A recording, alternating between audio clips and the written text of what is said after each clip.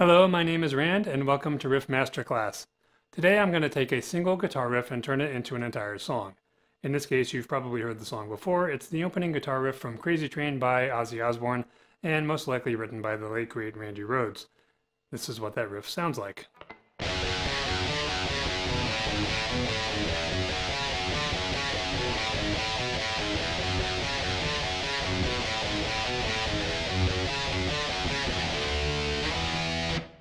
Now you notice it's basically the same line several times in a row, followed by a couple chords at the end, leading into the next section.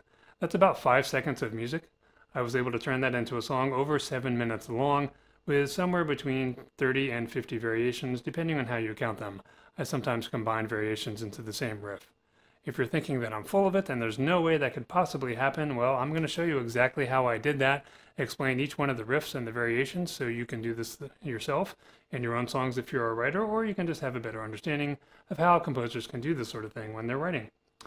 Then at the end, we're going to play the entire video with both guitars on screen.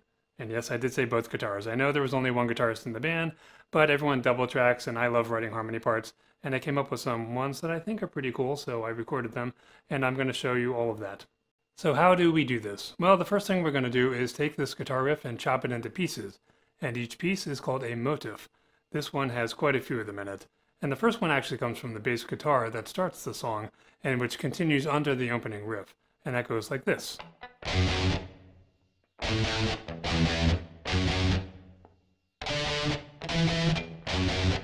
So that's pretty simple. Motif 2 is this one, and that's followed by motif 3 and motif 4. Now obviously those are almost identical. Now right at the end it goes, that might not seem like much, but that to me is another motif that I can use. And then of course there are the 2 chords way at the end. Now those 2 chords, really that's all it is just 2 chords. They're not even played in any sort of distinctive rhythm, so we may not be able to do as much with that. Now if I blew through those really quickly, don't worry, you're going to see a lot more of this. We're going to go through each one of these and see what we can do with this and how we can turn it into other music. So let's play around with motif 1, which is that bass line that starts the song. There are rests in there, so one of the obvious things we can do is fill in the gaps. And I'm just going to start with straight off 16th notes, and this is what we can get.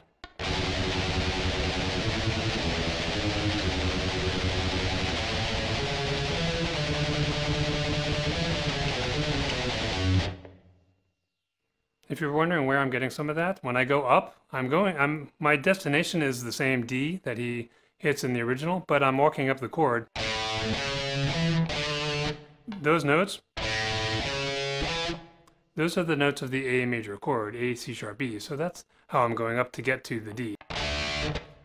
And then for the scale going down, that's part of the original riff. You know, it usually does this. Or, in this case, I'm doing down. And then again. That's called a sequence when we play the same thing in successive pitches. In this case, it's a descending sequence. So there's not too much to that, but we have a whole riff from this. We can also change the feel of it, so instead of straight 16th notes, we might have more of a gallop, kind of like an Iron Maiden thing like this.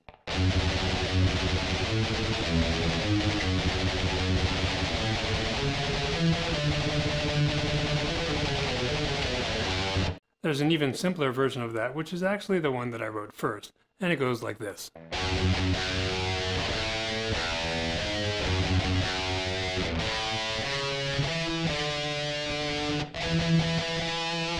And if you're wondering why I'm not playing chords, that's because I decided to have the bass guitar do that, and to write a different guitar part over the top of it. And that's what's in the song, and sounds like this.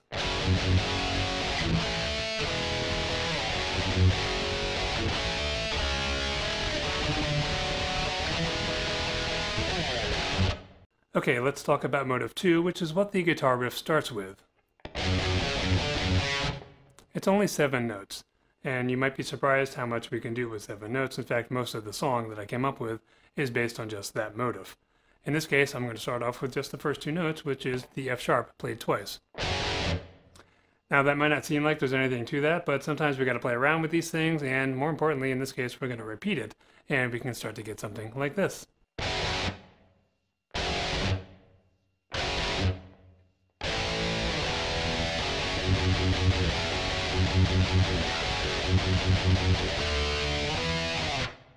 So some of what I added to that is from the bass guitar line that we were doing variations on a minute ago. I also did this. Well, where am I getting that from? It comes from the end of the scale when he goes like this. Right at the very end you hear when he repeats it.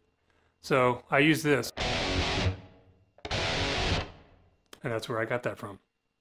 Now when I wrote the song, like as I said before, I did 2 guitar parts. So one guitar on the left side of the head is just doing that. And in my head I could hear another guitar filling in the pieces.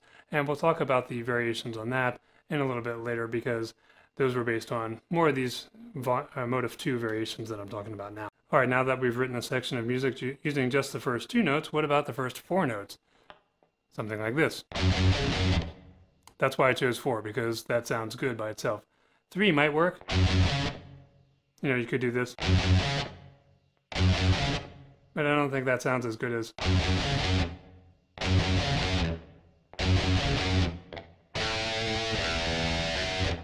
I'm not going to keep pointing out that this comes from that original bass line. I expect you guys to be paying attention. So, we've got another section of music doing just the first 4 notes.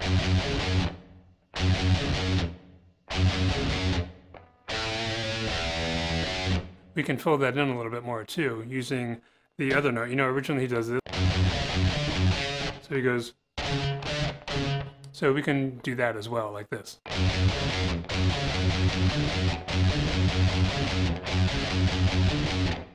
If you're wondering where I got that from, well, I'm just reusing the original material. What I start doing with these is breaking it down and playing with it, and then I just use more of the notes from the original. I just use them in a different configuration of notes and rhythms and all that kind of stuff. One of the things we can do is change keys.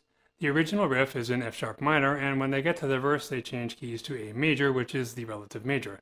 So we can do the same thing, and I thought about writing some variations on the original riff in A major, which is something they didn't do in the original song. So that riff I was just playing that goes like this, well, I can do the same thing in A major and end up with this.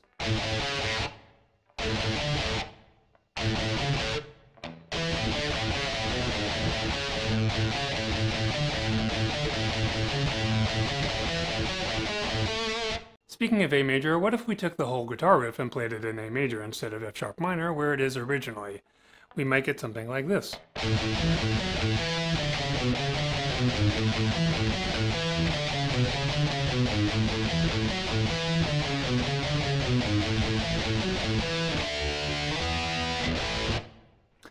Now, one of the things that I just did is I took the whole thing and I moved it, except for the last 2 chords, I kept them the same.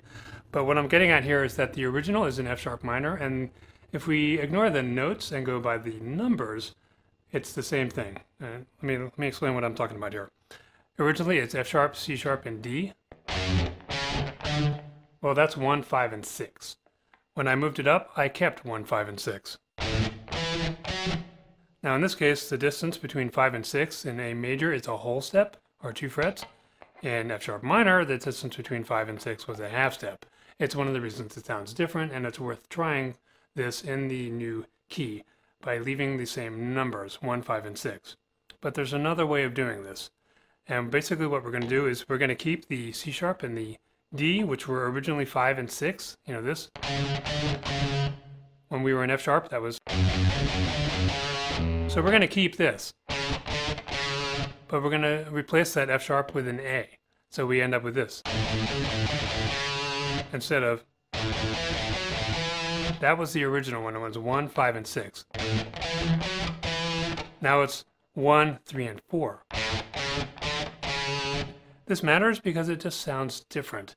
And it's a way of keeping the notes the same in the sense that it's still C sharp and D, or you know, these 2 notes that are only a half step apart, as opposed to when we moved it up, they were a whole step apart, and it changed the character. That's fine, because we're looking for variations, but sometimes when we do that, the change of character, it kills it. It just doesn't sound good. In this case, it actually sounds fine either way, which is interesting. I haven't seen that happen too many times. But the trick here, the takeaway for you, is that sometimes you take the moving part, the most distinctive, which is this, and leave it exactly where it was. And you change the notes that are surrounding it. In this case, instead of being surrounded by the impression of F sharp minor because he keeps hitting F sharp, it's surrounded by the impression of A major because we keep hitting A. And so the whole riff that I came up with sounds like this.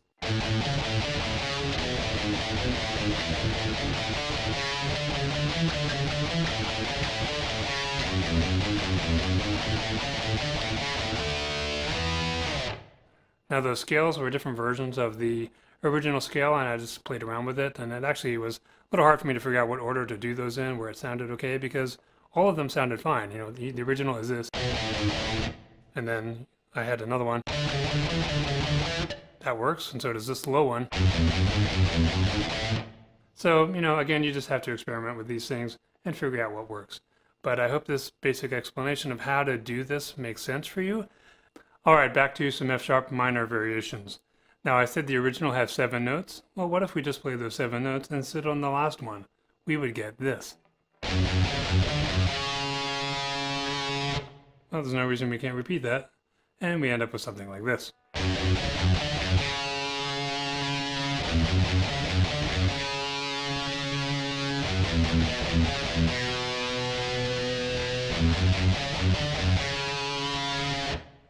Now all I did there is moved it down once, and I also used that little, you heard me do that, like this. Alright, so again, we're just reusing some of that. There's another variation on that one that's a little bit more filled in, and I'm going to play it first and then explain it to you.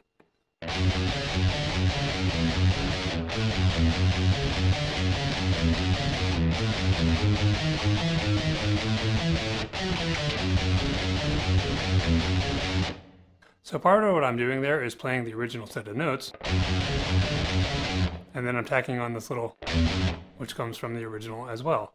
But then when I did it, I heard it do this. So that's where that came from. At one point you also heard me do this. Well, those notes, that's from the original bass line.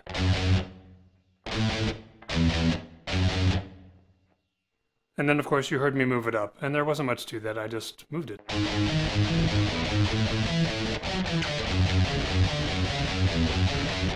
So again, you got to play around with this stuff. You know, it's not going to just write itself. You got to have some imagination and just goof around with the material. The more you do it, the more it kind of gets in your head, and stuff starts to come out of you more and more without even realizing that you're doing some of these variations. Sometimes when I did this, I hardly even knew that I was doing it because I had played around with it so much that it just started to come out of my guitar by itself almost. Okay, the next trick is to add a little bit of counterpoint, and I do mean a little bit of counterpoint. Don't get too excited. What we're going to do is start with this original riff, and then we're going to do counterpoint to get to this. And then a little more to go to this. What am I talking about? Well, if we look at these first 2 notes, the F sharp and the C sharp, they're a fifth apart. In other words, there are 5 notes in between them. Well, if we take 5, you know, forget notes. If we take 5 and we subtract 1, we obviously get 4. But in this case, if we take 5 and we subtract 1 from the top and 1 from the bottom, we're subtracting 2, and we end up with 3. So, in other words, a fifth can collapse inward to a third. So basically the low line is going to go up from F sharp to G sharp like this. And at the same time, the upper line is going to go down from C sharp to B. So we're going to go like this. So that's a fifth, where the low one's going up by 1 and the high one's going down by 1, so we end up with a third. And then we can move them both up in a third to get to there. So that's what I'm doing, like this. But I'm doing it with the riff, or the motif.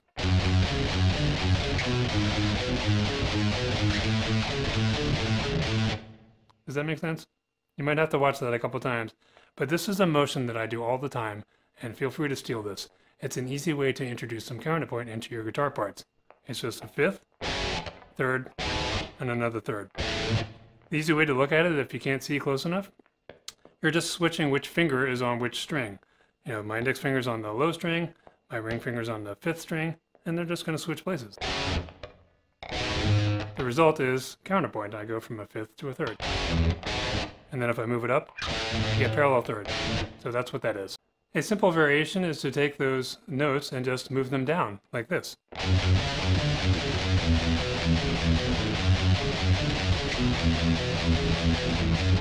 All we're doing is playing the same thing on F sharp like the original, and then moving it down to E and doing it there and going back. Alright, another variation. I'm going to play it first because most of this is going to be pretty familiar.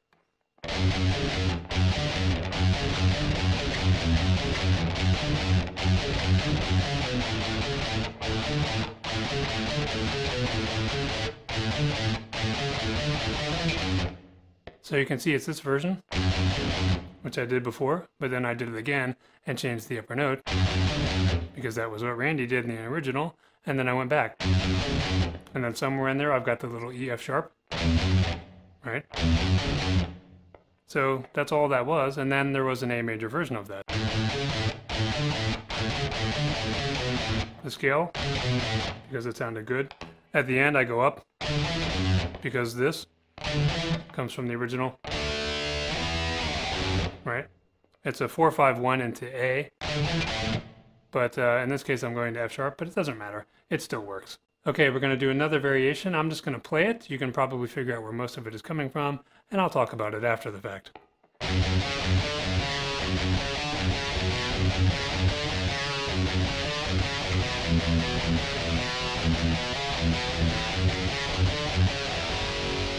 Of course, at the end there, I did the little EF. That comes from the original riff. What I'm really doing here is playing the original, and then I'm playing it again with a slightly different rhythm. That's all there is to that. Of course, I also dropped it down to E at some point. Now we can take that whole thing and play it up an octave higher, which we haven't done yet. So in this case, since I'm starting all the way up here, it makes sense to go down. So we end up with something like this.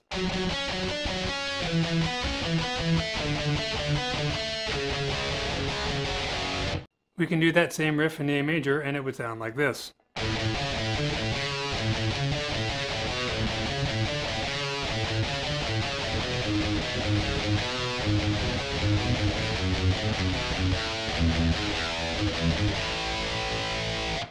One of the first variations we did was me just playing the first two notes. Well, as I was doing that, I heard another guitar doing something else on the other side of the head, and that ended up going like this.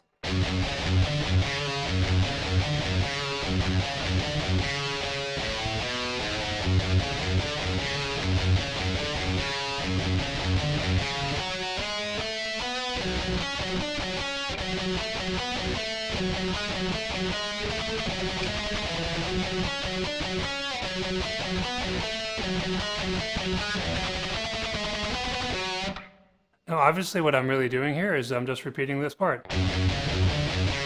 Instead of doing the scale, alright, we're just going over this again. The rest of that is really just harmony parts that were written to go with the other guitar that is going. So that's all there is to that. Okay, this time I want to take a little bit more of the original riff. Not all of it, but just this part. You'll notice at the end it goes up. So it's G sharp A. What if we go down? We could get this. And then repeat it. Obviously we ended on a different chord, and now I'm going to move it up.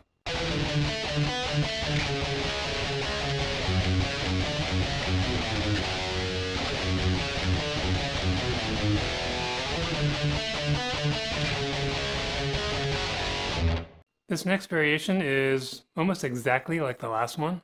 We just ended with this. This time we're going to do this. Now obviously that sounds really close, but of course as I play around with these, they sometimes change a little bit more from what I was just playing. So I just did this.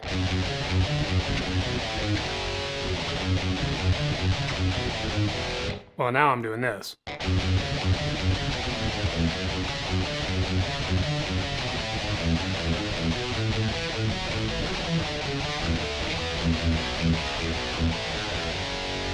One of the problems with doing variations is that a lot of them can end up sounding pretty similar, and I certainly ran into that when I was writing stuff for this particular song.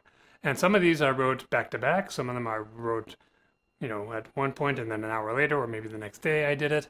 So there is a way to deal with it when we have a lot of material that sounds pretty similar, and that is to take the ones that sound the most similar and put them back to back. So we might do a section like a chorus, for example, where it's variation 1A followed by 1B, 1C, and 1D. Those are the 4 phrases that go in a certain order, and what I typically do is just find an order of those that sounds good. Those 2 riffs I just played, I think in the song they're actually in the reverse order that I showed them to you. So one of them comes across as being the busier version first, and then we get a simplified version that comes next. But they sound like the same section of music, even though it's 2 different riffs. But the reason I did that is that they sound so similar that they seem like they're the same idea. So the way to do that is not to play one of them 4 times and then the other one 4 times, because it's just going to get really repetitious. Do them back to back and play each one of them only once. At times you've seen me use the scale that comes from the original riff, and that goes like this. It's 2 versions of the same thing. The first 3 notes are the same. It's just that he goes up to A on the last one, and then the second time he goes down to E.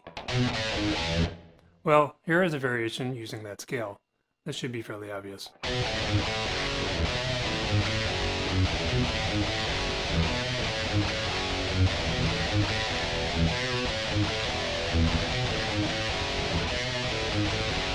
If you're enjoying the video, please leave me a comment. I'd love to hear from you. Also click the like button and subscribe to see more of these. Alright, now it's time for the music video. I did record this for 2 guitars. You're going to see the left guitar on the top and the right guitar on the bottom. And the one on the left is usually the original part, and the one on the right, or the bottom, is the one with the alternate harmony parts. I did not explain a lot of those, but they're fairly self-explanatory. Now, one thing I did with this is that I used the original riff kind of like an anchor, so it starts with that, and then I do 2 or 3 sections of variations before returning to that riff. I also used one of the variations I wrote as a kind of chorus because it seemed like the song needed it. And I'll be the first one to admit this was a really hard one to arrange. I almost had too many variations, and it was just a struggle to make sense out of this. So if you like the result, let me know in the comments, or if you have suggestions for other ways I might have been able to do it, let's hear that too. And I hope you enjoy this. Please remember to like, subscribe, and leave me a comment. Thanks for watching.